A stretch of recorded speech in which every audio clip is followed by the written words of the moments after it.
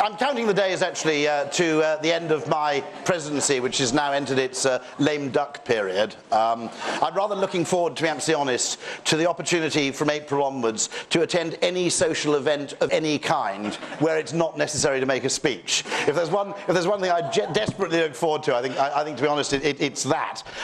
It's often said to people working in advertising that you know you work in advertising when on the very same day you eat both from a vending machine and at the best restaurant in town. I have a similar kind of ambiguity to my own day, in that I've spent the whole day working on the drinkware pitch, and then I turn up in the evening to an event where you're handed a drink before you've even taken your coat off.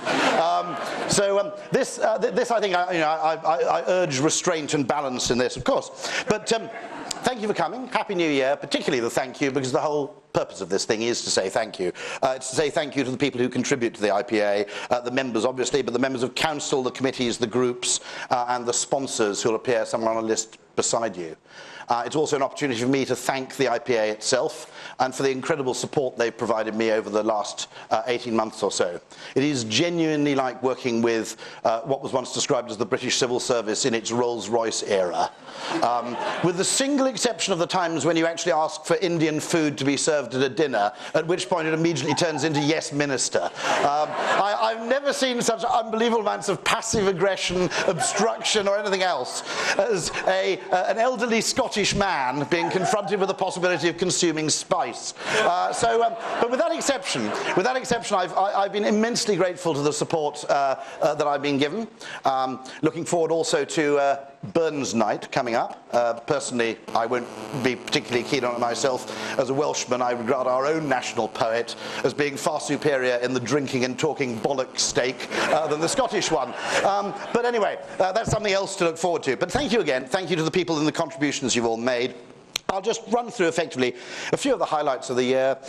The continued bellwether report, which I can't actually reveal what's coming next, but it's still revealing what you might call sort of deep ambiguity, or lacking, I'm afraid, a bathroom analogy for this. I'm not quite sure how to describe it, but maybe it's an S-bend or something like that, as Martin Sorrell would say.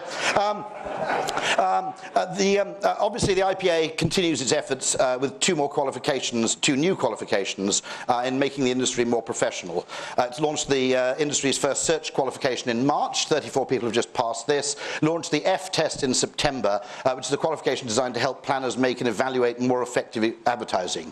Exams have just been taken by this, results out next month. 25 agencies were awarded gold accreditation for their exceptional professional development programs, their commitment to learning and development.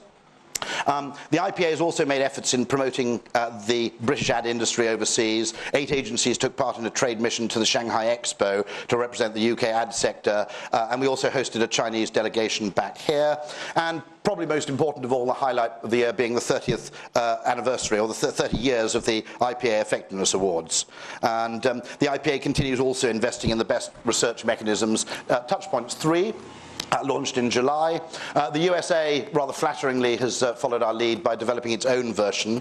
I also think that the general extent to which the IPA now actually opens increasingly over the last 8 to 10 years. It's actually started to introduce conversations in places and to open doors in places where we simply had no voice before. But I'm looking forward to this enormously. I have one final little weird aim, I think, for the year to come. There are a few things happening already. I mentioned the Burns Night. We're running a new award scheme called the Mowers, rather peculiarly named after an extinct New Zealand bird, a kind of giant chicken, largely famous because I think McDonald's, in the hope that you could actually genetically recreate this thing, actually registered the trademark McMower at one point, until the Maoris claimed rights over the DNA, interestingly. We're also following the success of the ad industry's one-day comedy event at the Edinburgh Festival. We'll be holding another one this year. And I, meanwhile, have 3 or 4 months to go before I can happily sink back into obscurity. There are a few things I won't miss, not many. I mean, the bland Scottish-inspired food, probably one of them. But the other thing is the journey between here and Canary Wharf. And the worst time I ever had, the time I came most to curse this journey, was at a time when actually I was unable to get to the Ogilvy Christmas party because of rioting students in between here and there. It occurred to me there's an interesting thing that proves I think we still have a little bit of work to do, which is whether or not you're sympathetic to rioting students, what I think you can agree is that the whole business, the whole conception of student loans and student payments is a marketing disaster. You may decide that it's necessary for students to pay for their own education. You may want to call it a sort of success tax whereby anybody over the age of 30 earning a certain amount adds an extra 2% to their income tax bill. However, by calling it a loan and naming the headline amount, what you create is a marketing catastrophe, because anybody from a poor background is effectively completely intimidated by the idea of starting life £30,000 in debt in a household where you may not own anything that's worth more than 5. So what I think this demonstrates is that the need actually for better human understanding to infect and affect the decisions that are taken both in business and government. That actually marketing thinking, psychological thinking, the thinking of the more interesting fields in economics still has a great distance to go before we can wrest the levers of control from what I might call the forces of intense left-brainery. A very good story. If you look at broadly speaking, at the metrics by which most decisions are made, the way you actually decide anything is you construct a model which removes humans from the equation because they're too complicated. You solve that model, and then you impose it back on the people for whom it's intended.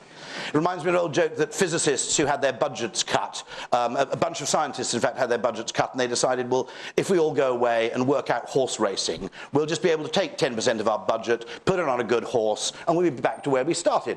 So they all went off to try and crack horse racing. And everybody came back and they gave up. The biologists gave up, the chemists gave up, the statisticians gave up, but the physicists came back and they said, don't worry, we've completely cracked it. Said, we understand horse racing perfectly. Said, well, what do you do? We're all agog. How can you tell us? He said, well, first you assume the race takes place in a vacuum and that every horse is a perfect sphere. And if you look at the way business decisions are made, because actually we have inadequate links, I think, with academia. If you look at Germany as a very successful business culture, one of the reasons they're successful is they have things like Fraunhofer institutes. And the links between business and academia are actually very, very strong. What you'll see, for example, is that 3 or 4 German tap manufacturers, you know, those people who make the incomprehensible taps when you stay in at a boutique hotel, which mean you have to spend 3 or 4 minutes scolding yourself and not really understanding what actually turns the water on and what controls the temperature. They will actually go to an academic institution or Fraunhofer Institute, and they'll actually pool their R&D money to the collective benefit of middle-sized German firms. And what we have is effectively, I'm sorry, it's a terrible, I can now stand for governor of New York, can't I, with this absurd moment. But what we have here is an opportunity for small businesses within the IPA to do the same thing. To actually pool our money, pool our R&D money, and develop common models of human behaviour that actually inject proper human understanding into the decision-making of business and of government, so that things are designed with the grain of human nature and rather than against it. And so that's my great dream. We haven't had a lucky break, as I said in my campaign article today. For the last 50 years, we've really had the problem that most economists are so keen on developing pure models, they pretend that human preference shouldn't exist. And psychologists have mostly been interested in whether or not you fancied your mum. So neither of these things are in much use if you wanted to sell toothpaste. But what we now see effectively a new generation of academics coming up who are both business friendly and are actually engaged in the kind of inquiries which might be relevant in day-to-day life. So my last little thing, I said earlier at the beginning of my stint, as I hand over to Nicola, is that one of my last little dream for the IPA, I said I'd like the relationship of the IPA to be rather like that of Stanford University to Silicon Valley. And my dream for the IPA, I think, as I leave it, is for the IPA web address to be .ac.uk. And to actually establish the fact that the most successful economies are those where actually investment, new thinking, R&D, and intellectual effort actually work hand in hand with the institutions of the market. That's my hope, and I'm confident that Nicola won't let me down. How Hamish is going to be with, he's only got a few months to limit Nicola's food choices, but how he'll cope with matzo balls remains to be seen. But thank you very much indeed. Thank you.